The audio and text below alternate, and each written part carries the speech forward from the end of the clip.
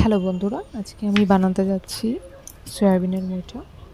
যেখানে আমি প্রথমেই সয়াবিনগুলো সেদ্ধ করে নিয়েছি, তার সাথে আলু আর টমেটো কেটে নিয়েছি, আর সয়াবিনগুলো মিক্সিতে পেস্ট করে নিয়েছি। এবার সেই সয়াবিনের মধ্যে কিছুটা বেসন, লঙ্কার গুঁড়ো আর হলুদ লবণ মিশিয়ে নিয়ে এটাকে ভালো করে মেখে নিচ্ছি। মেখে নেওয়ার পর আমি এটা লম্বা লম্বা একটা শেপ দিয়ে দিচ্ছি।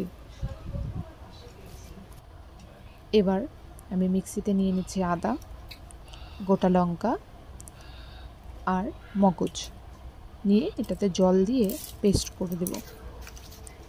এবার এখানে আমি তেল গরম করতে দিয়ে দিয়েছি, যেখানে আমি সেই সয়াবিনগুলো ছেড়ে দেব আর আস্তে আস্তে করে ভেজে নেব।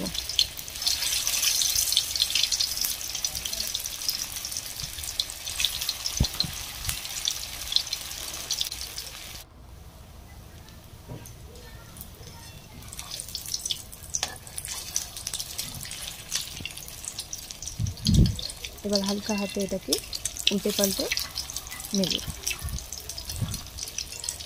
এবার এগুলো ভালো করে ভাজা হয়ে গেলে আমি তুলে নিচ্ছি। বাকি সয়াবিনগুলো আমি এভাবে ভেজে নিয়েছি। এখন সেই তেলেই আমি ফোড়ন দিয়ে দেব এলাচ, লবঙ্গ, জিরে আর তেজপাতা। দেওয়ার পরে আমি আলুগুলো ছেড়ে দেব।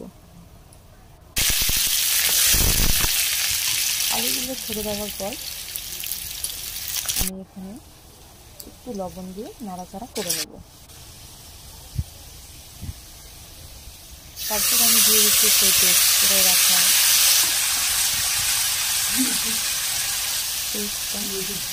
আর হলুদ দিয়ে আমি ভালো করে এটাকে নাড়াচাড়া করে নেব।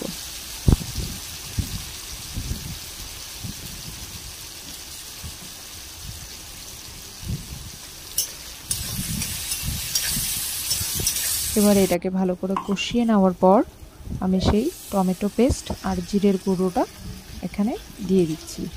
এবার এটা ভালো করে মিশিয়ে দেব।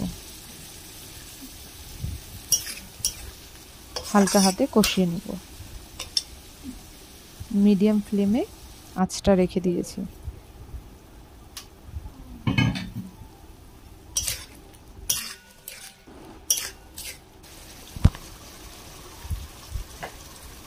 এখন একটু লঙ্কার গুঁড়ো দিয়ে দিয়েছি কালারের জন্য। আপনারা চাইলে স্কিপ করতে পারেন।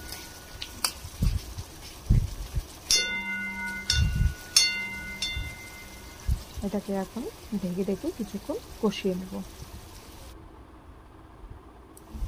আর এই হচ্ছে ওই ভেজে রাখা মিঠাগুলো। এবার ভালো করে নাড়াচাড়া করে কষিয়ে নেব।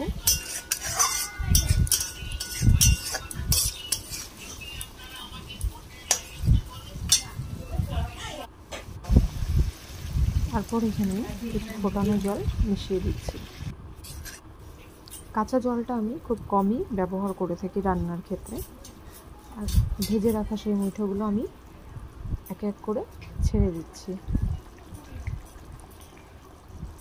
এবার তার উপরে দিয়ে দিচ্ছি গরম মশলার গুঁড়ো। হালকা ফ্লেমে রেখে আমি এটাকে কষিয়ে নেব